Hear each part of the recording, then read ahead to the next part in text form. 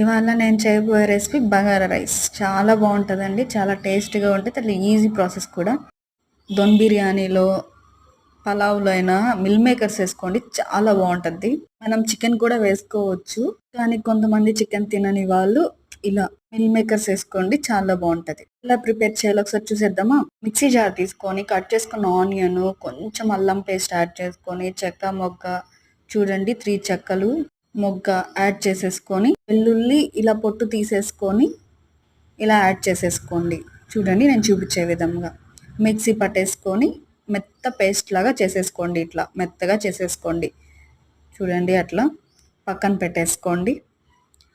Cooker పెట్టుకొని oil add చేసుకొని, cut చేసి పెట్టుకున్న పచ్చిమిర్చి యాడ్ చేసుకొని, కట్ చేసి పెట్టుకున్న ఆనియన్ యాడ్ చేసేసుకొని, సన్నగా కట్ చేసుకొని ఆనియన్, కట్ చేసి పెట్టుకున్న టమాటో కూడా యాడ్ చేసేసుకొని, టమాటోస్ మగ్గే వరకు ఉంచుకొని మనం పుదీనా యాడ్ చేసుకోండి.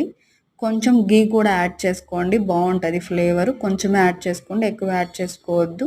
మనం మిక్సీ పట్టిన అల్లం ఉంది కదా, అల్లం మొత్తం యాడ్ చేసేసుకోండి. పేస్ట్ మొత్తం యాడ్ చేసుకొని మొత్తం మిక్స్ చేసుకున్న తర్వాత మనం నానబెట్టుకున్న మిల్ మేకర్స్ని ఈ విధంగా యాడ్ చేసుకొని మిక్స్ చేసేసుకోండి. నెక్స్ట్ మనం నానబెట్టుకున్న రైస్ యాడ్ చేసేసుకోండి. 1/2 గ్లాస్ రైస్ వేసానండి, 2 గ్లాస్ ఆఫ్ వాటర్ యాడ్ చేశాను, సరిపోద్ది.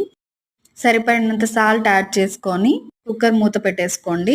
ఒక 2 విజిల్స్ వస్తే సరిపోతుందండి. చూడండి ఎంత పొడి పొడిలాడుతూ, అంతే అండి.